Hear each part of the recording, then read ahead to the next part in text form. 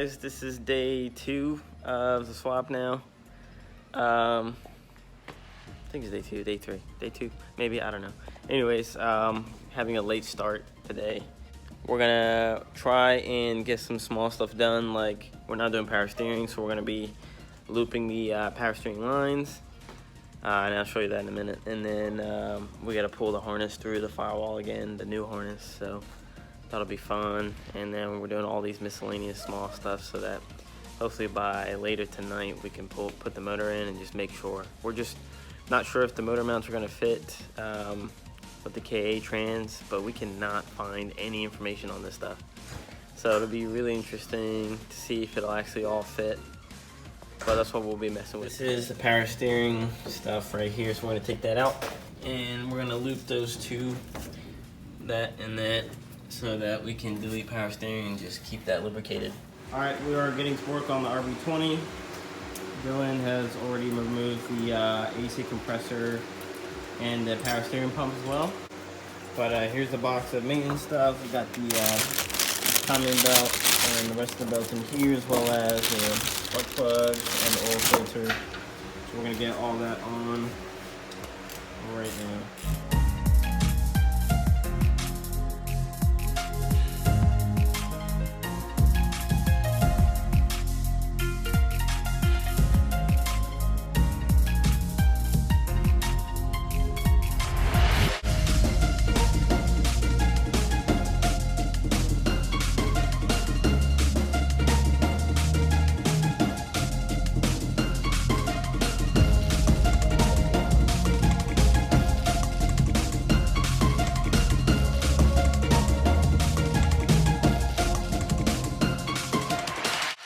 The ISR O2 housing for the left-hand drive steering rack, and contrary to what Dylan said, it fits perfectly.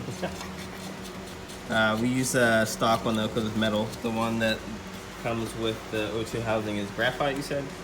Yeah. So prone to leaking, we'd rather not, so we're just going to use a stock one.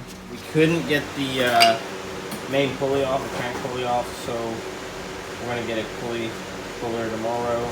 But for now, we're doing the rest of the maintenance stuff. To start, you have to align these marks. If it'll focus, there we go, with those marks on there, on that one. We've got another one here, that one right there. You gotta align with that line right there in the back. And then the bottom one, you have to align that to the little indent there. And that's how you take this off, so we're gonna do that. And I bought an OEM timing belt kit, and this has the marks already on it. So all we're gonna do is put it on top dead, take off the old one. We gotta release the tension, right? Mm-hmm. Take out the old one, put the new one in, and yeah. We're installing the bolt back on there so we can turn it to top dead. And then we'll be releasing tension, take the belt off, put the belt on, and then redoing it.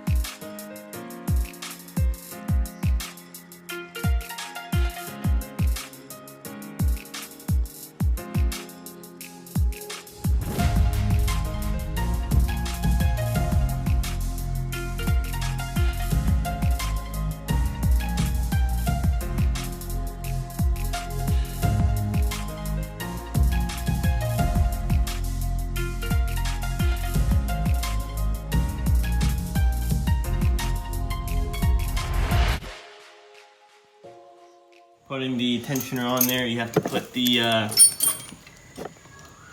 spring onto that little thing right there, so it'll have tension once you release it, and then tighten it down. So there's a washer that goes behind this bolt here. Make sure you get that, and then you forgot to put the timing belt guide that goes behind the main nut for the crank. So put that on there, it's good to go. So it's got a concave washer in the back. Make sure it's facing outward towards the nut, and then you got the washer and then the nut, and we torque both down to 36 or so, and then we just turn the crank at least like 10, 15 times. All right, another maintenance thing we're doing is the thermostat. Here it is on the RB20, next to the water pump, obviously.